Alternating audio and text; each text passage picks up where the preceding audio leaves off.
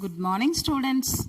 Today we will discuss about Economics, Unit 2, Globalization and Trade, Part 2. Multinational Corporation, MNC. Multinational corporation is a corporate organization which own or control production of goods and services.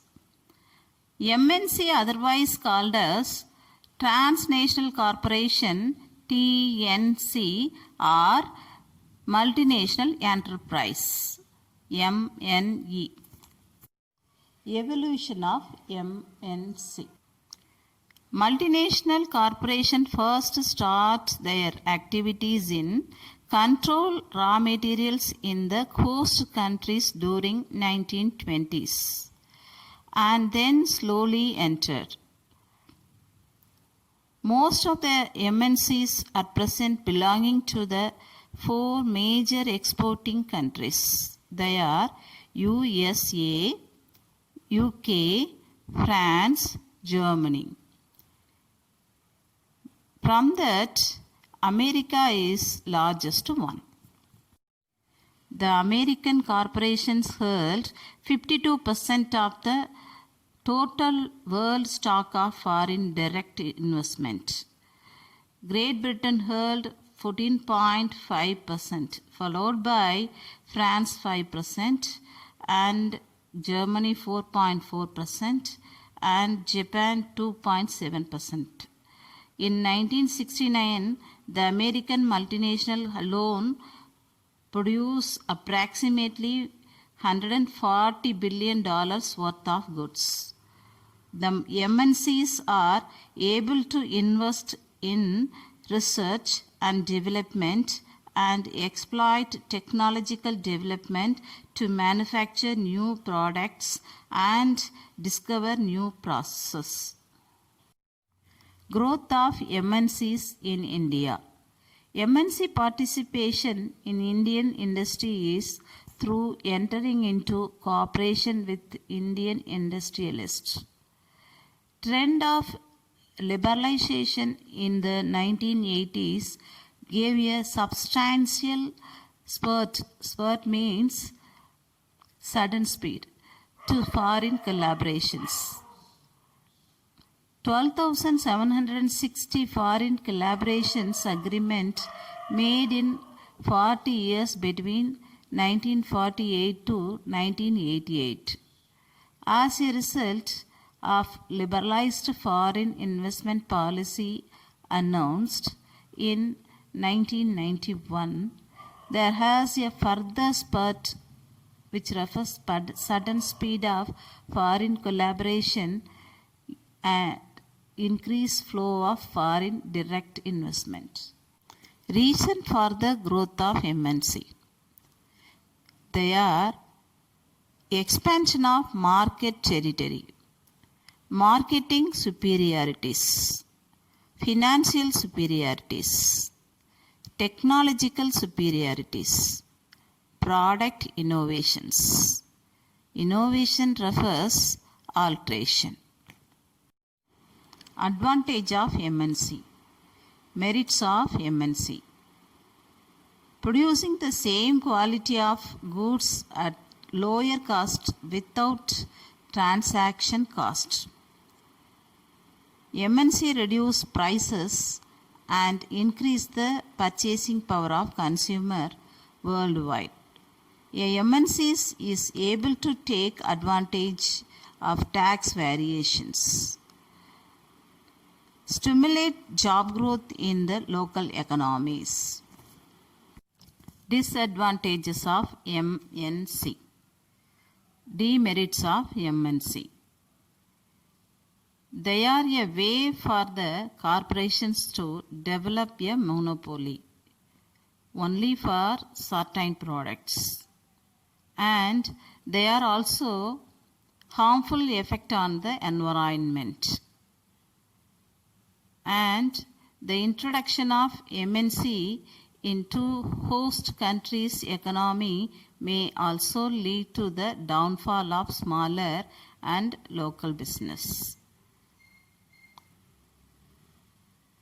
MNC preach ethical standards, accusing them of evading ethical laws and leveraging their business agenda with capital, which refers அவர்களுடைய கேபிட்டலை increase பண்ணுறதுக்காக மற்றவங்களுடைய லாவை குறை சொல்கிறது.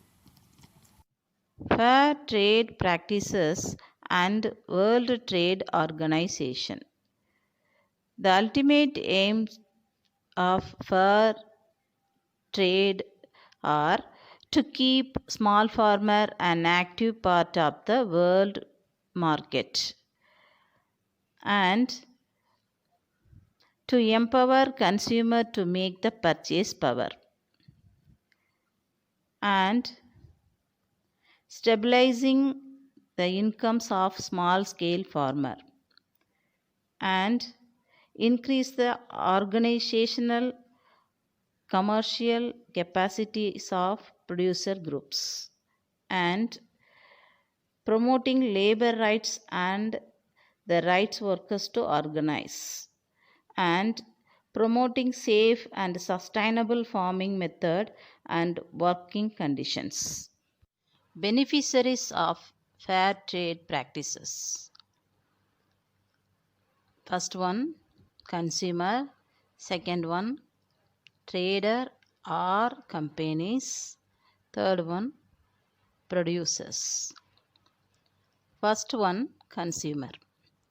Consumer support enable fair trade organization to be advocate or support and comparing for wider reform of international trade rules. They can choose from an even growing range of great products. Next, trader or companies. Fair trade practices launched in 2002. The fair trade mark has become a most widely recognized social development in the world.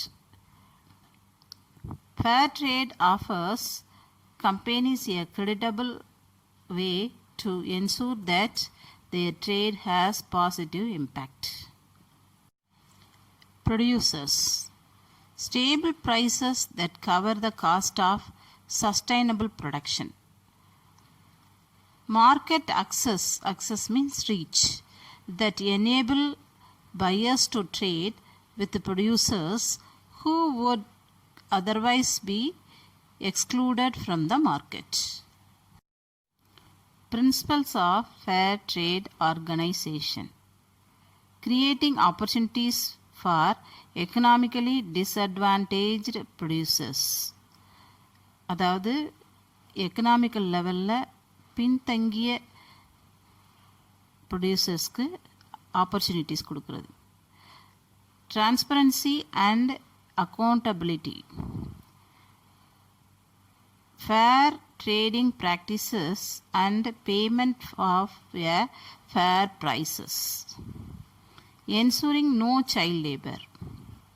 Commitment to non-discrimination. பாகுபாடு இல்லாத. Gender equality and freedom of association. Providing capacity building and promoting fair building. அதாவது தொழிலாளர்களுக்கு வேண்டிய கெப்பாசிட்டியை கொடுக்கறது. Respect for the environment.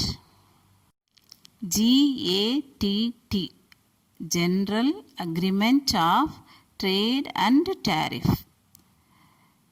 The primary purpose of GATT was to increase international trade by reducing various tariff means tax, and quotas means allocation, and subsidies. In 1947, first GATT was signed at Geneva. At the time, totally 23 countries participated. India was one of the main member of GATT. And in 7th round, which means conference, Totally 99 countries participated, and in 8th round, totally 117 countries participated at Uruguay. WTO, World Trade Organization. Final round GATT duration from 1986 to 1994, held in Uruguay. It is known as Uruguay Round. At that time, the members of GATT decided to set up WTO. As per the decided, the agreement was signed by 104 members. The WTO agreement came to force from Jan 1st, 1995. At present, total member of WTO is 164 member countries. Objectives of WTO: to set enforce rules for international trade, to resolve trade disputes, to ensure sustainable development and environment can go together, to ensure developing countries secure a better share of growth in the world trade, to increase the transparency of decision-making process, to ensure full employment. Impact of globalization. It creates both impacts. Yes, positive impact and also the negative impacts. First, we will discuss about positive impact. A better economy introduces rapid development of capital market. Standard of living has increased. Globalization rapidly increase better trade so that more people are employed. Introduce new technologies and new scientific research of patents. Globalization increase the GDP of country. It helps to increase free flow of goods and also increase foreign direct investment. Now we will discuss about negative impact of globalization. Too much of flow of capital among the countries introduce unfair and immoral distributors of income. And another fear is losing of national integrity, because too much of exchange of trade, independent domestic policies are lost. Rapid growth of economy has required major infrastructure, and rapid increase in exploitation of natural resources to earn foreign exchange. And environmental standards and regulations have been relaxed. Challenges of globalization. Globalization faces many challenges. They are the fear that globalization lead to instability in the developing world, and it leads to global imbalance. And globalization has resulted with the discomfort. And globalization has led to an increase in activity such as child labor and slavery.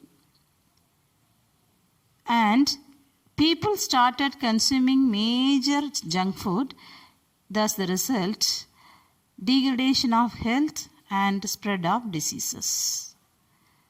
And globalization has led to environmental degradation. Okay, thank you students.